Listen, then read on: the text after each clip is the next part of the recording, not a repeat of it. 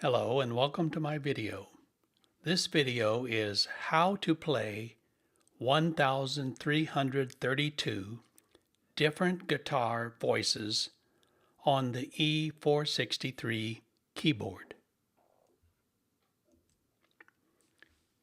The E463 keyboard has 37 built-in guitar voices. Using the dual voice feature, you can combine any two of the 37 guitar voices to create a new guitar voice. There are 1,332 different possible combinations of 37 guitar voices paired together. And how did I come up with that number? 37 voices, and each one of the 37 can have 36 other voices, so 37 times 36 equals 1,332 permutations. You can also add in tremolo or vibrato to any of the guitar voices or dual voice combinations. Tremolo varies the volume of the guitar, and you can use the DSP tremolo effect in the keyboard to control tremolo. Vibrato varies the pitch of the guitar, and you can use the rotary speaker to control vibrato.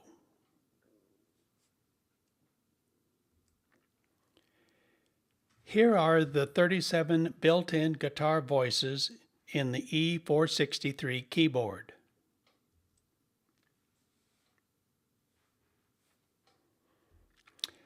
Now, to remind you where they are, on your keyboard over on the right is this table, and right here it says voice 040 is a guitar, and here it is, it's the dynamic nylon guitar. And the voices go all the way up to 52. So here is 52. Notice there's an asterisk on this guitar. That's because this guitar is actually a dual voice automatically. They've already combined the octave guitar and the jazz guitar, and they have created the octave jazz guitar built in, but that's the only one. Now, if you go all the way up to voice 393, you start running into more guitars, and here they are. I've blacked out a couple of instruments in this table because they weren't guitars, they were mandolins and banjos actually, but they were included amongst the guitars. And here's the final set of guitar voices. So if you add them all up, there are 37 built-in guitar voices. Let's talk about guitar styles. There are no built-in styles that are just guitars, but you can edit styles to only play guitars, assuming there are guitars somewhere in the style. Now, there are several dozen E463 styles that have guitars in one or two of the 6 tracks. For example, style number 019, which is called folk rock, has guitars in tracks 3 and 4. These 2 tracks are guitars. So what I'm saying is several dozen styles have at least one guitar in one of the 6 tracks. So let me give you a table of some of them. I went through the E463 styles and started listening to them, and I came up with a partial list of some of the built-in styles that have at least one guitar track. Now there are more, but this is a good sample. Some of these are 60s rock and rolls, some of these are hip hop, they are folk, they are blues, they are country and western, and they are bossa nova and Latin styles. So you can find a style in almost any genre that can be turned into a guitar-only style.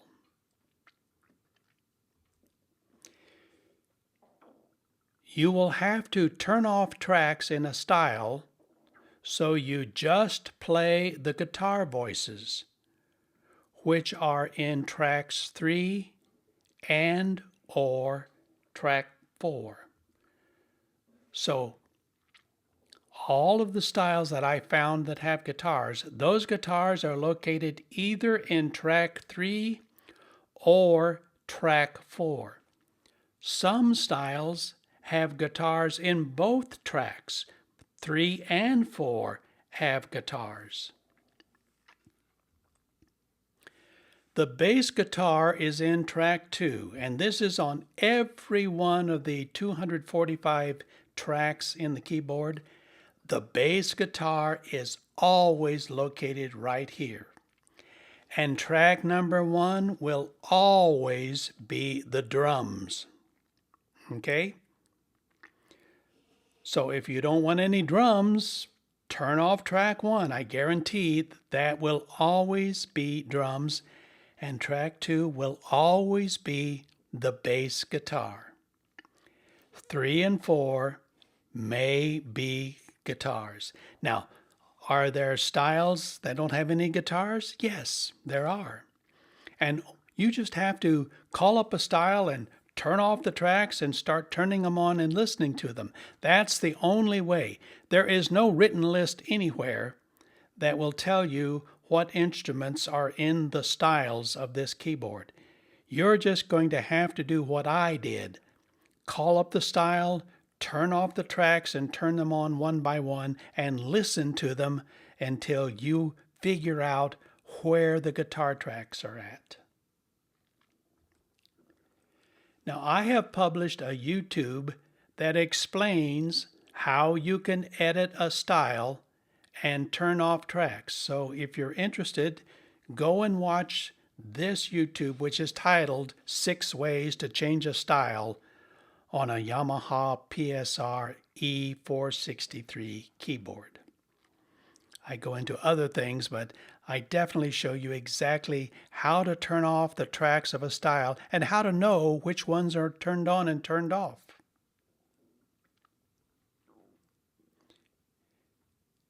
Now, here are the 4 dual guitar voices and styles that I'm going to play for you. So I've gone in and I've taken 2 different guitars, combined them together by using the dual voice, and edited them, and I'll play those for you. So here's the first one. I took voice number 050, which is a mute guitar, and voice 409, put those 2 together, and then I found style 019, which is called folk rock, and I turned off all of the tracks except the guitars, and I will play this for you.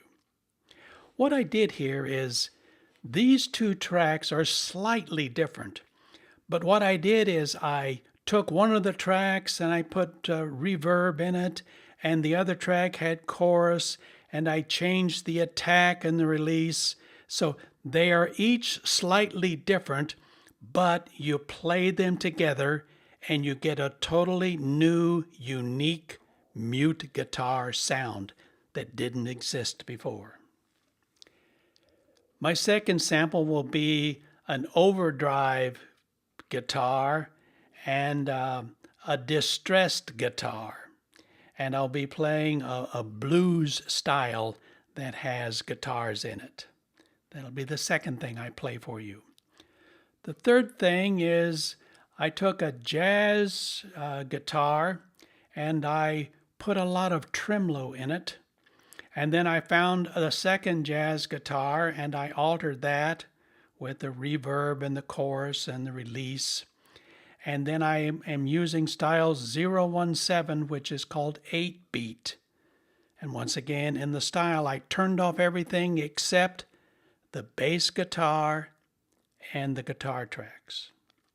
And my final sample I'll play for you is I took a 12-string voice 047 and another 12-string voice 0400, and I edited each one of the voices. They are slightly different, but then I combined them together using the dual voice, and I'm playing a bluegrass style number 127. So those are the 4 samples I'll be playing in just a moment. But I wanted you to know, how did I create them? Now, the name of the game is you need to experiment changing the settings on each of the voices. So you might have the main voice is set at 127 full volume, and the dual guitar voice is set at 110, maybe slightly softer, or they could be the same voice. You might put reverb in one of the voices and leave it out of the other voice. Or maybe you put chorus in one guitar and reverb in the other voice. Or perhaps you tinker with the attack and release. This controls how fast, when you hit the key, how fast does it take the keyboard to come up to full volume? And when you let go of the key, how long does it take the sound to decay away? So you can tinker with the attack and the release on these guitar voices, and you might set each voice differently. You might put tremolo in one of the voices, or you could put it in 2. And maybe one voice has very fast tremolo, and the other voice has very slow tremolo. Or maybe you turn vibrato. Maybe you have tremolo in one voice, but you put vibrato in the other voice. So the name of the game is do what I did, is you just play around with these. You experiment to find out what kind of a guitar voice can I create. The possibilities are literally unlimited. Now, if you go to all the work to carefully set up a guitar voice using a dual voice, you might consider saving all of your settings in a registration memory. You can save up to 32 registrations. So let's say it takes you 10 or 15 minutes, and it did in my case. Some of these voices took 15 minutes of playing around with them. You go to all of that effort, and the minute you turn off your keyboard, it's gone. You lose it. You lost all that work. So what I did to make this video is, as I set up each one of the dual control guitar voices, I saved them into one of the registration memories. Okay? So all I have to do is press one of these 4 buttons, and I will immediately call up one of those 4 samples that I want you to hear. Now, I want you to also understand how I'm getting the sound to you. So I plugged my E463 keyboard into this little piece of hardware sitting on my desk. It's called an M-Audio 192-4. Here's where my keyboard plugs in. So the sound from my keyboard, the sound is going in here. This is where the microphone that I'm talking to you right now, this is where it plugs in. And then this cable plugs into my Macintosh. So what does this box do? It takes sound waves and turns them into digital data, because a computer can only understand digital information. Okay? So this is an audio interface. There are dozens and dozens of them out there, and you can pay anywhere from $100 to several $1,000 for one of these audio interfaces, depending upon how many things can you plug into it and how fancy is it. Now, in my Macintosh, the sound from the keyboard is being sent into this program. This is GarageBand, and this is a snapshot of my screen. So I've set up two different tracks. This is where my microphone, the one I'm talking on right now, this is where it comes into GarageBand. And this is where my keyboard comes in on this track. And I have set up a guitar amplifier in this track. I have dozens and dozens of guitar amplifiers built into GarageBand. I chose one called Old Time Tremelo, and these are the controls. This looks just like my guitar amplifiers. You know, I started playing guitars when I was 7 years old. And I've played probably a dozen different guitars and 4 or 5 amplifiers over the 80 years that I've been alive. And this is what guitar amplifiers look like. So I'm sending the sound of my guitar voice coming out of my keyboard, and I'm sending it into this guitar amplifier, which is built into GarageBand. Now, this is on my Macintosh. I could have used my iPhone to do exactly the same thing, or my iPad, because GarageBand, which is free, runs on a Macintosh, an iPhone, and a GarageBand, and it's all free. So in GarageBand on my iPhone, I have several dozen guitar amplifiers that I can send the sound into. And all of these knobs are real. On my phone, I just take my finger and I can turn these knobs and completely control this guitar amplifier. A final thought. If you listen to your keyboard with the little built-in 4-inch speakers, that's all they have, or you have cheap headphones, don't expect to hear a true lifelike guitar.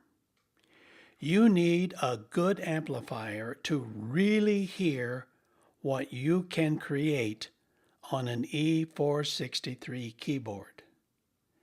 You are always limited by the quality of your speakers. Now, you're listening to me on YouTube, and I doubt that most of you have $3,000 or $4,000 stereo speakers hooked up to your computer or your smart tablet or your smartphone. You're probably just using the speakers in your phones and your tablets and computers. So trust me, you are not going to hear what I am hearing sitting here in my music room. I have my keyboard plugged into a huge Roland amplifier. It has two 12-inch woofers, and it has 4 tweeter speakers. It's 320 watts. That's what I'm listening to. So if you were sitting beside me, you would really hear a guitar coming out of this E463 keyboard. Let's go live to the E463 keyboard and listen to 4 of these dual guitar voices and styles.